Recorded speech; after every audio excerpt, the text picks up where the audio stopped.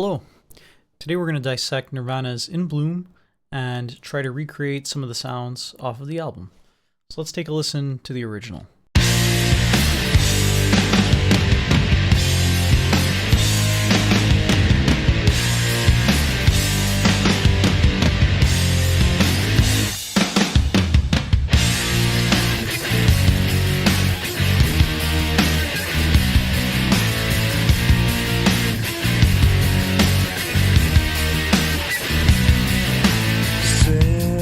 Kids for food.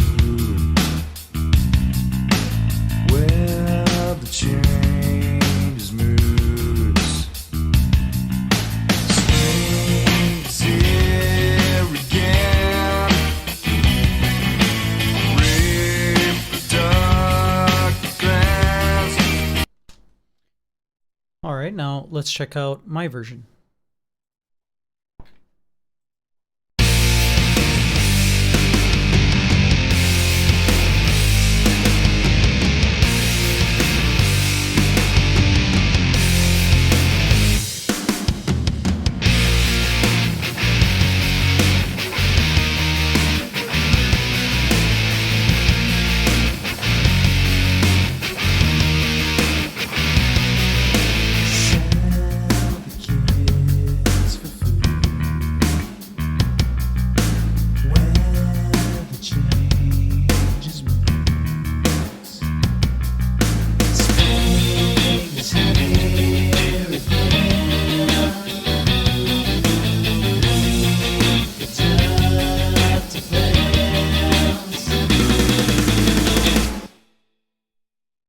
Alright, so before I break down what I did, I just want to say if you have a song that you need mixed or mastered and you want to take advantage of the very weak Canadian dollar, feel free to visit my website and send me an email.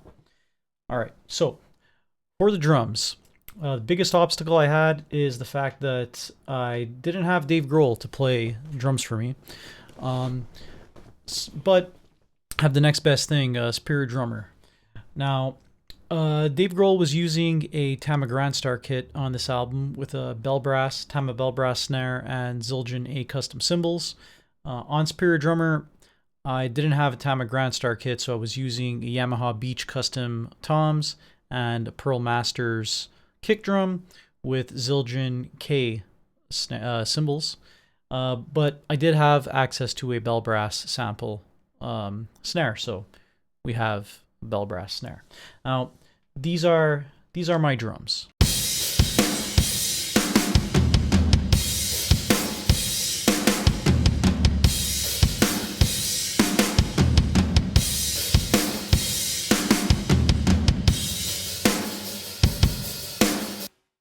So the way we went about achieving this drum sound is we really boosted a lot of top on pretty much every shell of the drum. So the toms, the snare, and the kick.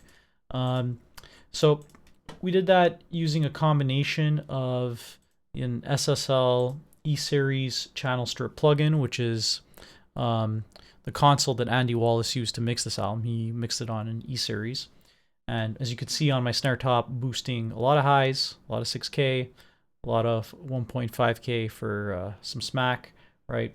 And a trick that Andy Wallace would use on his E-Series is he used the fast attack setting on the gate to give a little bit of like extra snap, a bit of extra cut on his snare, on his kick.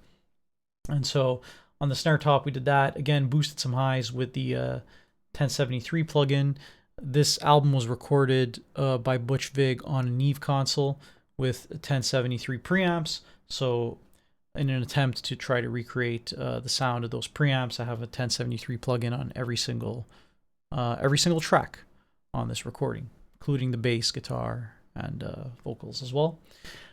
So yeah, on the snare top and snare bottom, we're boosting a lot of highs, either with the 1073 or with the SL E-Series, right? The snare bottom boosting 15K of 6 dB, 15K of 1.5 dB. So we're boosting a lot of mids there on the drums as well. This is a very mid-rangey kind of drum sound, even in the kick, right? Which, if we listen to the original drums, you can hear that.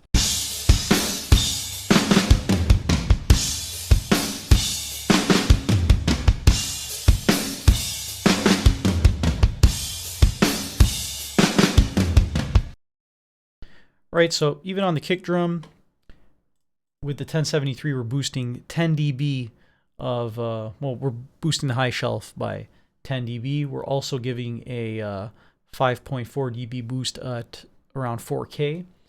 And then on the E series, we're boosting 4 decibels of 1K. And we're also using the gate trick that we used on the snare. And then the same thing on the toms. Both the rack tom and floor tom are being treated the same. We are cutting out a little bit of low mids to get rid of some tubbiness. We're boosting some low ends to get some weight with the 1073. And then on the E series, again, we're boosting 15 dB of 5K, so we're adding a lot of high end on the toms. Again, a little bit more low mid sculpting just to get rid of that tubbiness. So I'm gonna play all the shells. I'm gonna remove the processing and then bring the processing back in so you can hear what it's doing.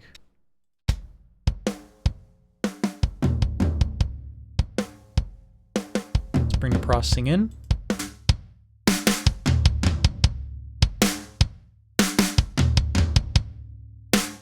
All right, so you can see much snappier in the context of the entire drum sound. I'll do the same thing now so you can hear what the processing is doing there. Take the processing out. Bring it back in.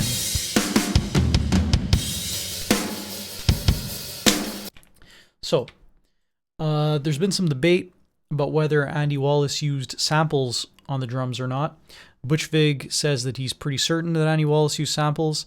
Andy Wallace said that he didn't use samples to replace any of the drum sounds, but he did use a sample to trigger reverb.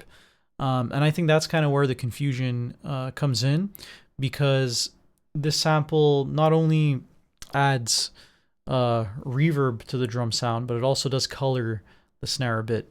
So I'm going to kind of explain what Andy Wallace did on this album and what he does typically on most of the albums and songs that he mixes. So Andy Wallace, rather than sending the snare channel, for example, to a reverb unit, he'll use the snare to trigger white noise, and then he'll send the white noise into a reverb unit. So what's being, I guess, how would you say it? What is being reverberated or reverbified is not the snare itself, not the shell, the drum shell itself, but a white noise that's being triggered by that shell, right? So the way I went about recreating this is I used all stock Reaper plugins. We used Reaper's white noise generator. Then we put a gate, and we sent a snare. I sent a snare send channel to the gate, so the gate is triggered by the snare hits. So anytime the snare gets hit, the gate opens and that white noise comes through. And then using repitch, we just pitched the white noise to, I just pitched it to my liking essentially. So this is what the white noise sounds like without the gate. Add the pitch down, bring the gate in, closes that white noise, mutes it, and then every time the snare gets hit, the white noise is triggered.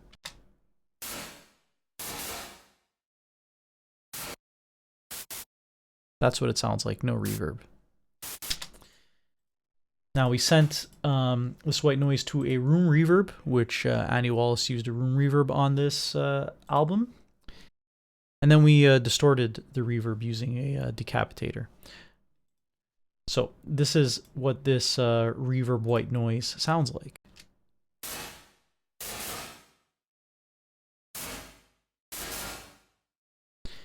And now in context, I'll play the drum sound and then remove this reverb and then bring it in so you can hear what it does.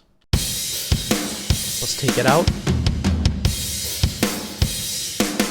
Bring it in.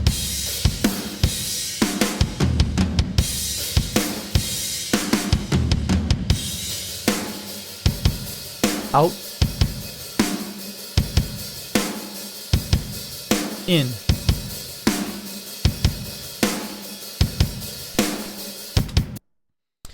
For our overheads now, we just cut out some mids for a bit of clarity, cut out some low mids to get rid of the tubbiness. We high passed at 200 hertz to so we mainly want to get the sound of, like cymbals. We don't need the low end. We have that in our close mics. And we also boosted a bit of 13K just for some top end. Same thing with the 1073, just boosted the high shelf a little bit for some top end, cut a bit of mids for some clarity. So these are the overheads with processing.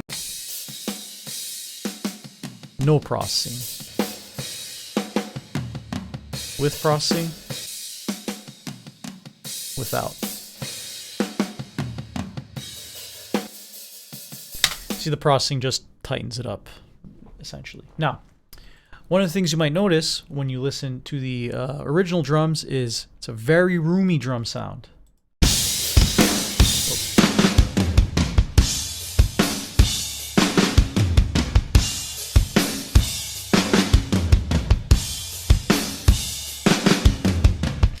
You really hear the space of the room, right? This was recorded at Sound City, I believe, which has a massive room, super high ceilings, right? So you're getting a very wide room sound. Now, one of the challenges is that I don't have big room. So what I used was the Fame Studio Reverb plugin. I sent my drums into that plugin. Used a bit of pre-delay to give the impression that the room was a bit bigger. And got this room sound here. Ran it through a 1073, ran it through an 1176 for some compression, and then just EQ'd out a bit of mids for clarity. And this was my room sound.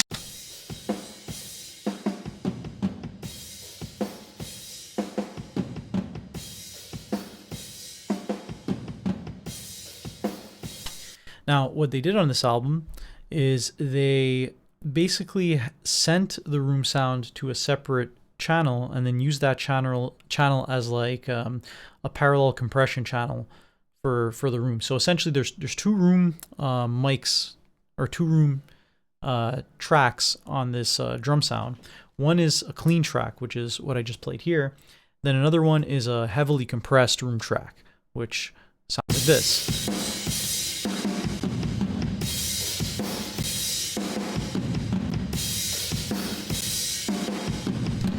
And what I did there is I just added an 1176, but now I really compressed it very hard, so 20-to-1 ratio, a really low threshold, right? Very slow attack, very slow release.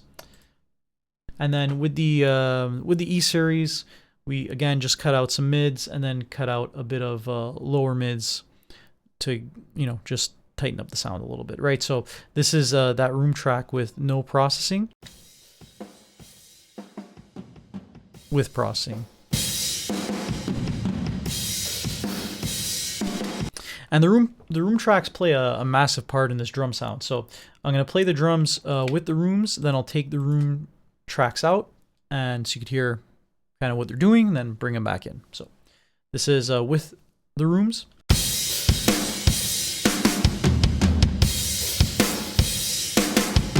No rooms.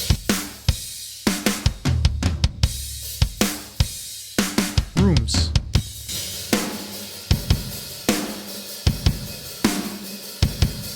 No rooms. Rooms. So obviously playing a big part in the drum sound. On the drum bus, again, I just boosted some top just to give it a bit more kind of shine on the top, and boosted a little bit of bottom. So essentially just did like a smiley face type EQ and added some compression just to glue everything together. So this is the drum bus with processing. This is no processing.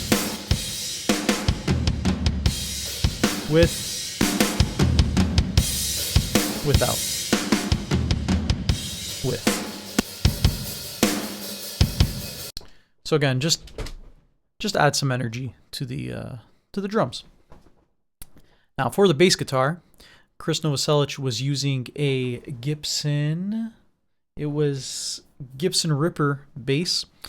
He was running it through an Ampeg 400T head into a 215 cab, and they were using an EV RE20 mic on the amp. And they also simultaneously recorded through a separate track a DI that was running through a Sans amp. So this is the original bass.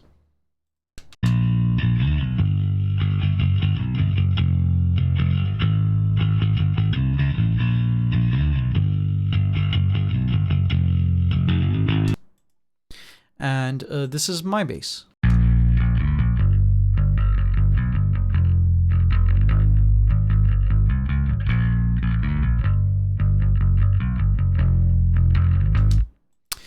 So my biggest challenge when trying to recreate the bass tone is that I don't have a Gibson Ripper bass. I don't even have a bass with a humbucker pickup in it, which is where you're getting the majority of that tone.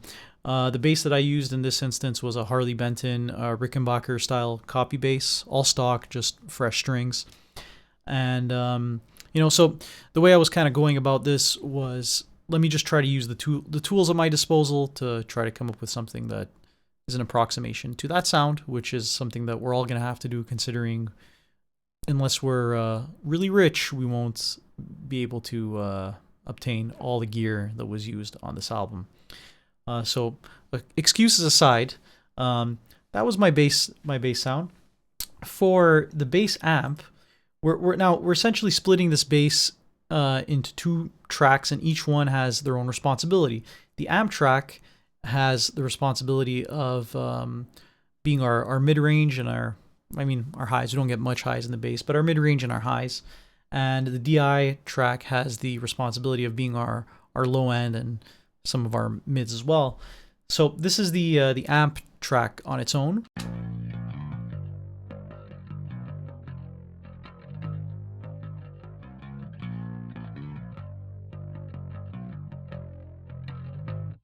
And this is the DI track on its own.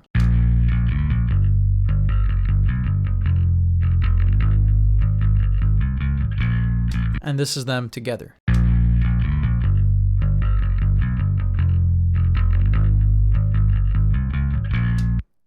So for the amp, I don't have an Ampeg 400T, and I don't have a 215 cab, but I have a Line 6 Helix, which has a Ampeg SVT emulation, which is sort of in the family of 400T, and also has 215 cab emulation. And I also have an EV RE20 mic emulation, so we're kind of getting in the ballpark of what was used there.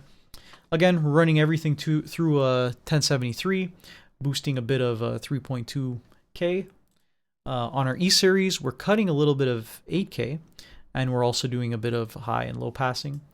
We're adding decapitator for just a little bit of distortion to help make it cut through the mix.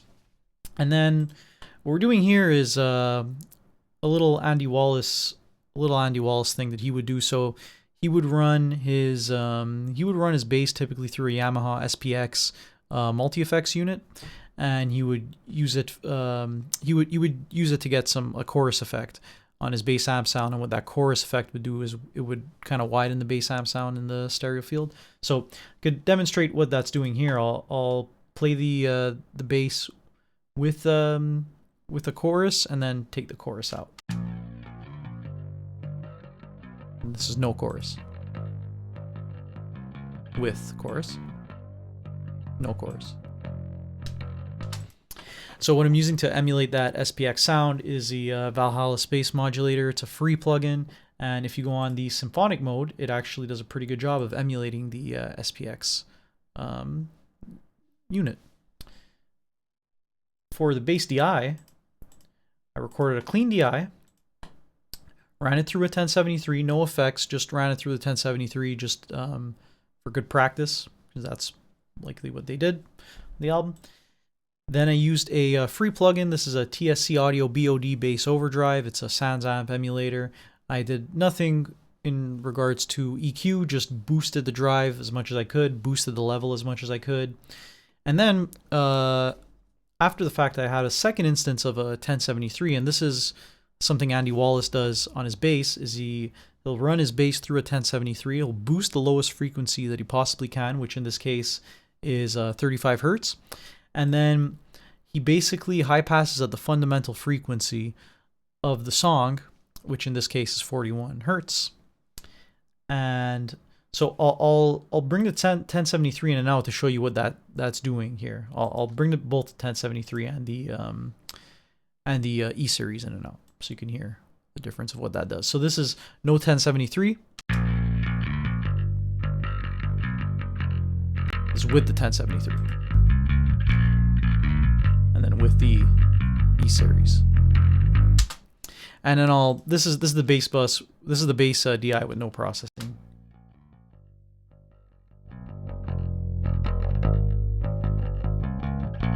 And this is with processing.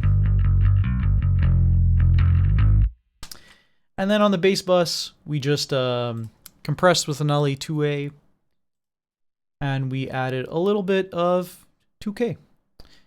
So I'll play the bass with no processing, and then I'll bring in the processing so you can hear what all that processing does. Yeah, to the bass sound.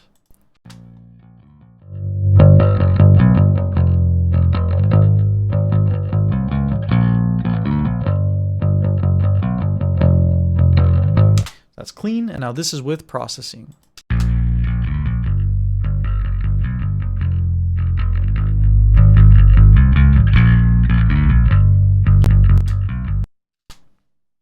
All right, so for the guitars. On these guitars, they were using mainly 3 different amps. They used Kurt's Mesa Boogie Studio preamp, they used Butch Vig's Fender Bassman, and they used a Vox AC30 for the clean tones. Butch's Fender Bassman came with a 412 cab with Celestion G12 T75 speakers, and then they also used a Marshall cab which had Celestion Vintage 30 speakers. They used 4 different mics. They used a Shure SM57, an AKG 414, a Sennheiser 421, and a Neumann U87. And what Butch did is he had 1 mic on each speaker. Kurt would perform his guitar part, and then he would play back the guitar part with each different mic, and then they would decide what their favorite mics were. So again, my biggest challenge here is that I didn't have a Fender Mustang. I don't have a Strat with humbuckers in it, so didn't have the guitars that Kurt was using. I used 2 Les Pauls essentially for this demonstration. So let's listen to the original guitars, and then we'll listen to my guitars. Whoops, sorry, playing them both at the same time. These are the original guitars.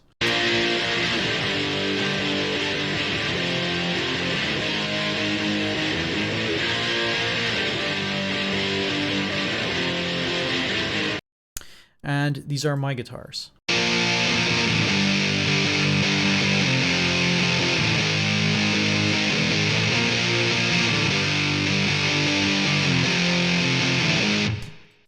So, for the guitar on the left, I used my Line 6 Helix with a Mesa Boogie Mark IV head emulation, running through a Marshall cab emulation with Celestion Vintage 30, and the mic I used a combination of 2 mics. I used an SM57 and an AKG 414, right? So blending in sort of 2 of the mics that they had used on this album.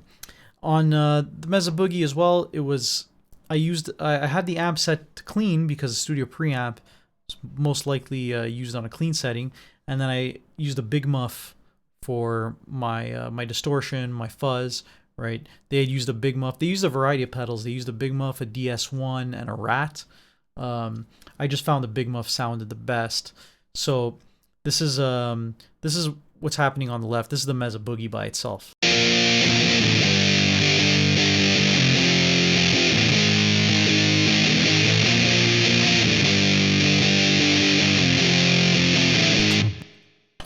So Kurt supposedly on his Mesa head, he would boost the mids to the max, so that's what I had done as well.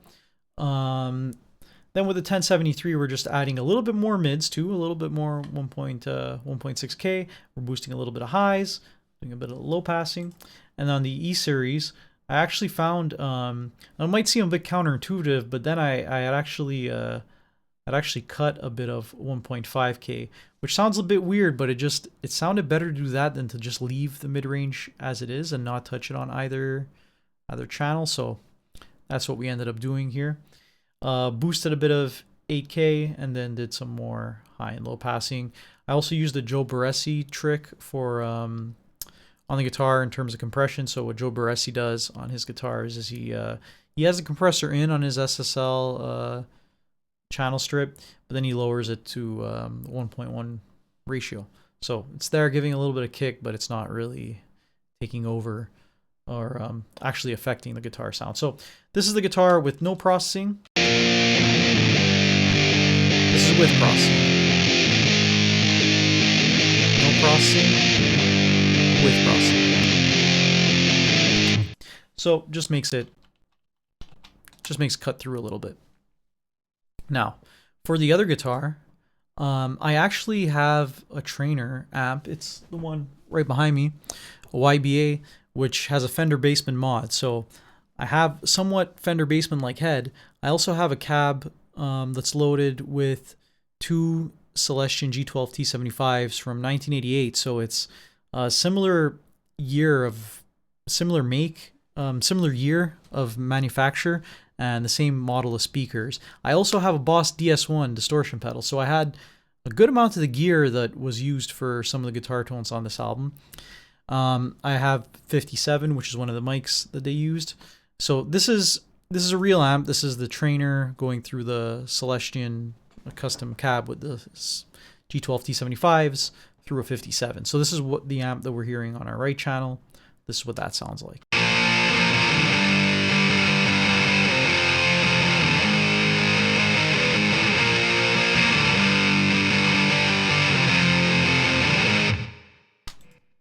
What we did there is ran it through a 1073, boosted a little bit of highs.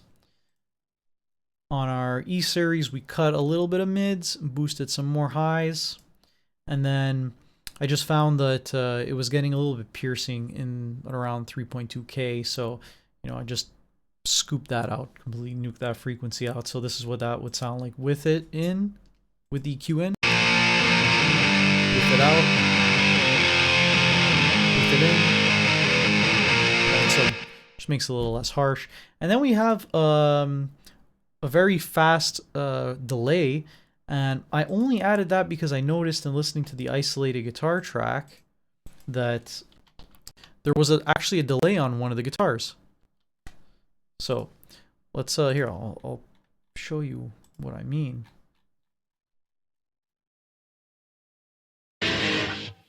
So I don't know if you hear that on the left side. Right, there's a delay on one of those guitars. Now you're hearing it on the left side with the isolated guitars, but in the actual mix, I believe those guitars were inverted in the isolated guitar track that I found. In the actual mix, the delay occurs on the right side. You hear it? So it's like an eighth note delay. Da-na-na-na-na.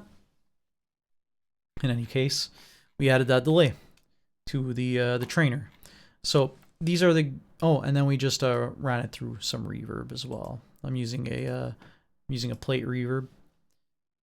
So these are the guitars, the heavy guitars with and on the guitar bus, we just boosted a bit more mids.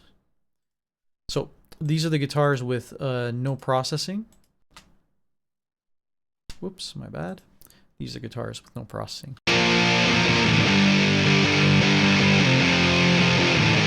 With processing.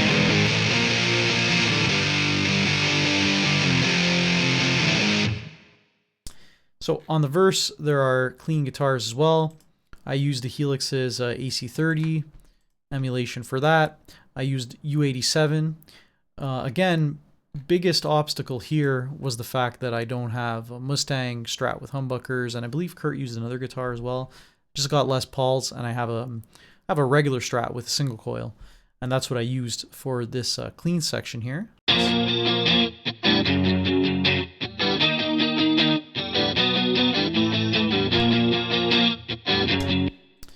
all I did was run them through a 1073, boosted a little bit of low mids, boosted a little bit of highs. Same thing on the other one, the other guitar as well. I used a U87 type mic emulation on these because I was finding that the Strat was sounding a bit thin, so the U87 has a bit of a warmer sound to kind of compensate. But other than that, it's very basic, you know, LA2A compression. On the guitars as well, for clean guitars, they used a small clone distortion, chorus pedal.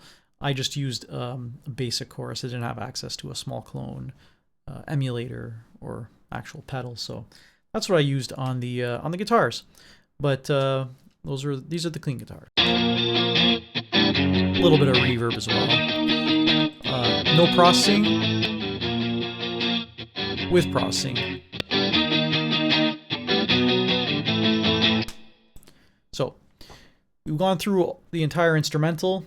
Guitars, bass, and drums are being sent through to an instrument bus with just some light compression going on here. So this is what it sounds like with the compression.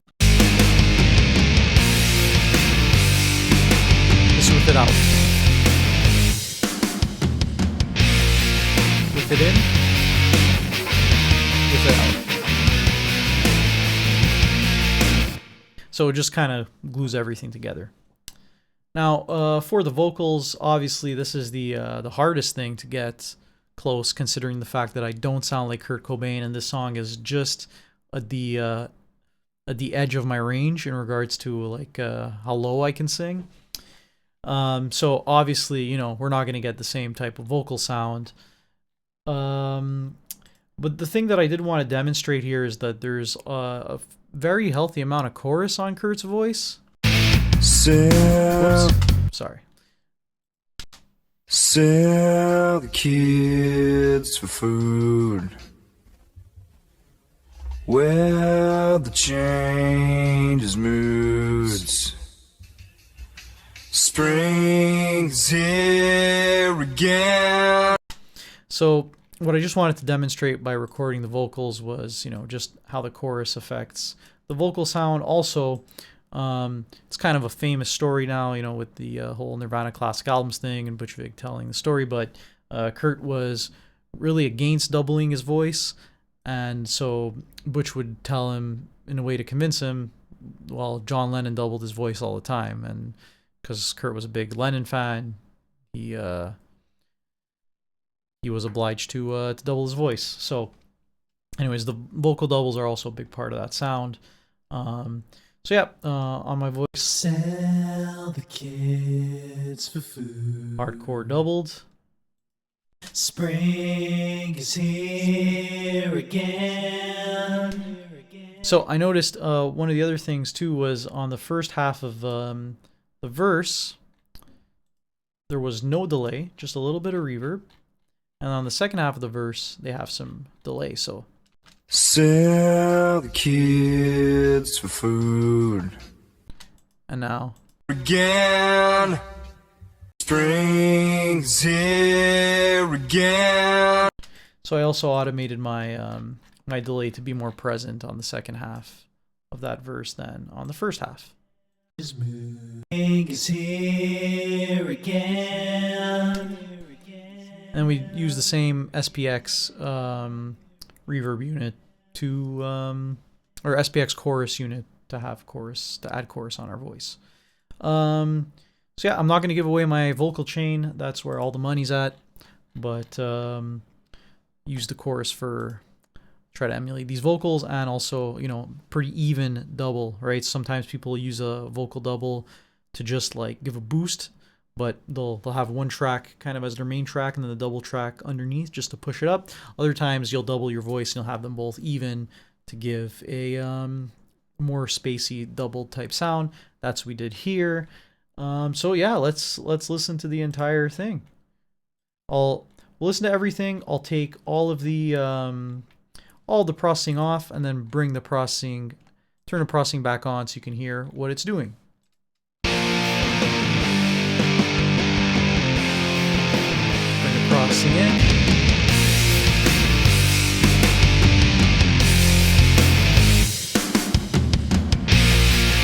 Crossing out. Crossing in.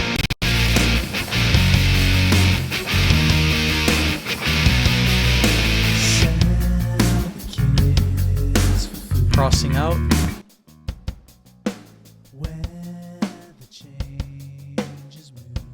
Crossing.